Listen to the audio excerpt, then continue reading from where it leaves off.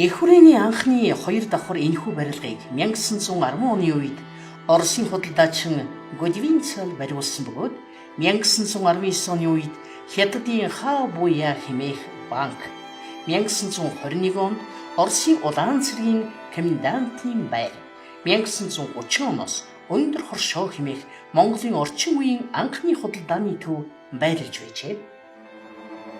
Энэ барилгын түүх соёлын ач холбогдлыг үнэлж нийслэлийн засаг даргын 1992 оны 11-р сарын 27-ны өдрийн захирамжаар нийслэл хотын түүхийн дурсгалт барилгын тоонд оруулан баталсан нь музейг судалгаа, сурталчилгааны байгууллага төдийгүй урлаг соёлын гайхамшиг төвийг олж илрүүлэн цуглуулж, хадгалж хамгаалах, дэглэн сурталчлах, судлан шинжилж, хүн төрөлхтний бүтээл болох зорилготой байсан.